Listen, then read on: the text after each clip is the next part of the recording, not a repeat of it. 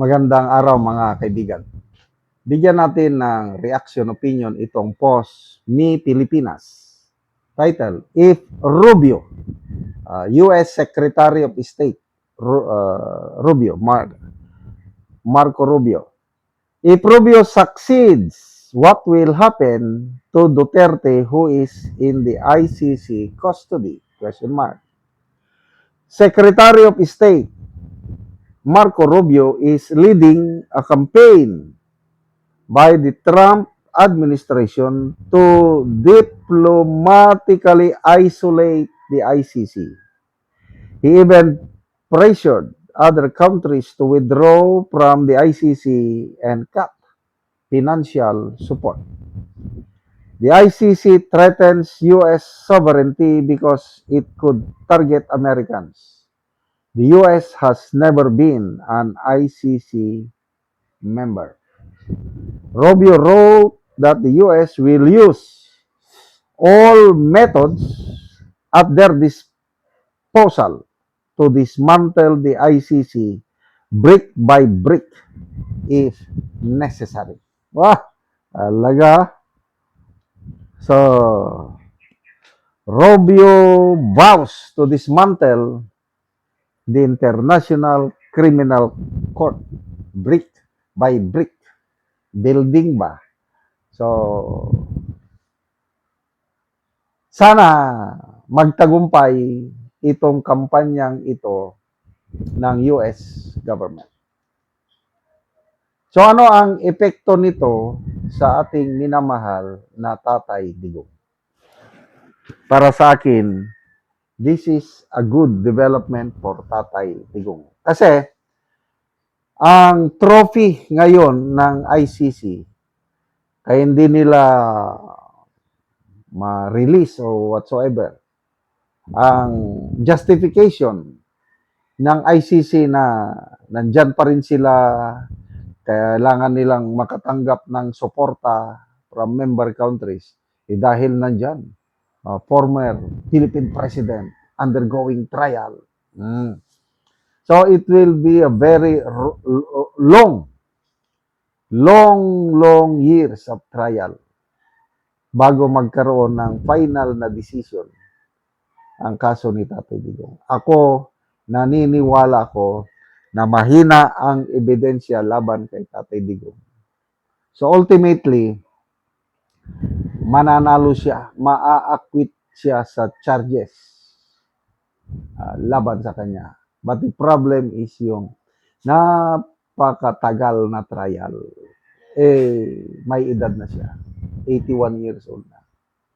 Aabutin ang trial ng 10 years. So, I hope buhay pa siya sa after 10 years. Kaya ngayon, at nandito na yung kampanya na ilunsad na, sabihin natin 3 to 4 years from at the end of kailan ba matatapos itong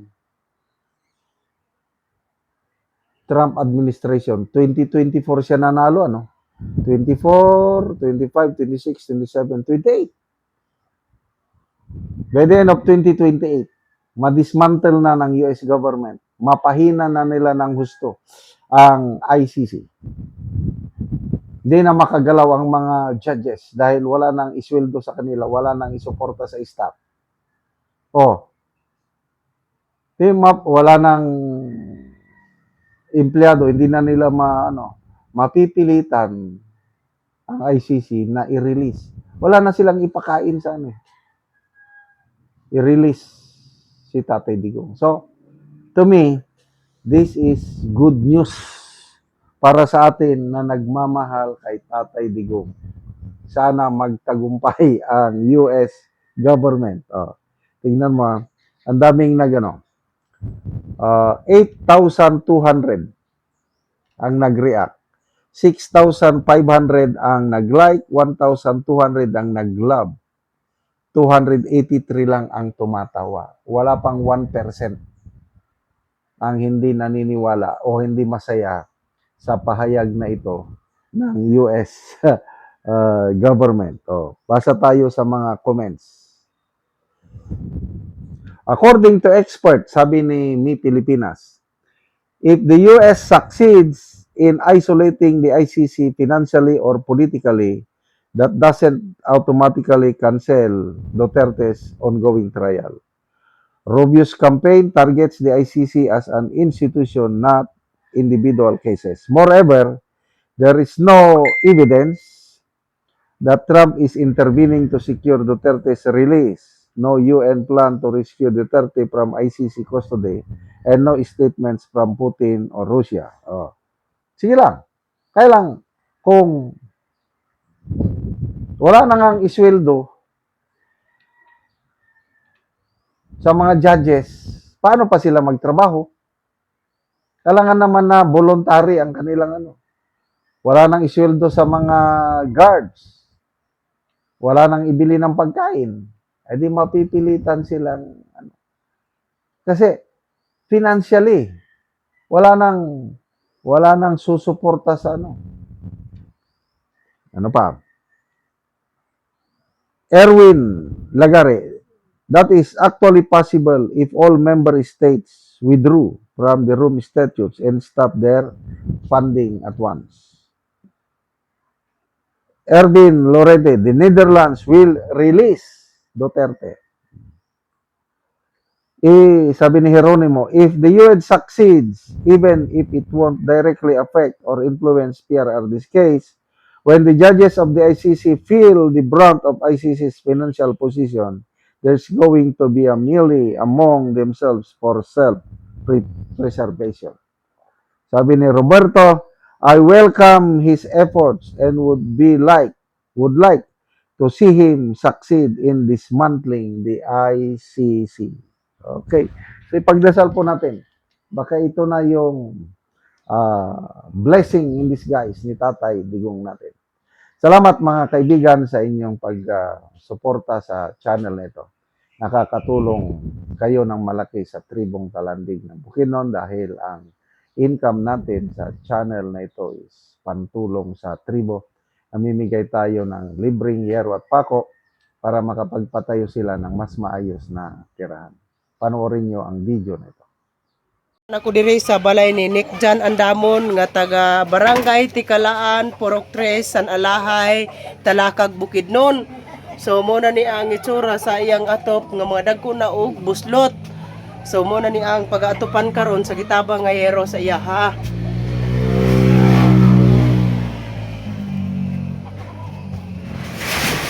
Mga dagko na gyud og buslot. Og muna ni ang gitabang nga yero nga napulo kabuk nga digis nga iatop karon.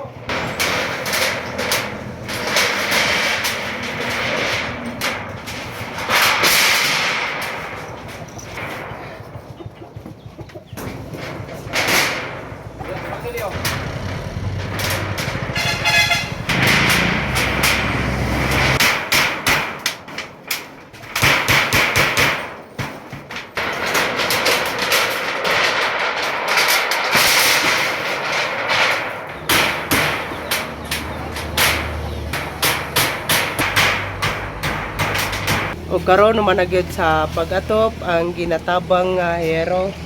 So napulihan na gyud ang ilang atop. At sa sin nga napulo nga pulo pud ka tuig ni among nga puyo nga sirig ulan-ulan ba. Salamat gyud sa Ginoo nga itutok inyong kasing-kasing nga naghatag aning sin. Daghan salamat sa inyo tanan. Salamat sa nag-sponsor ani hinaot pa unta nga daghan pagyud ang inyong matagaan ani nga inyong gihatag nga sin. Salamat sa inyo sa naghatag ani. Thank you Lord. Thank you. Salamat.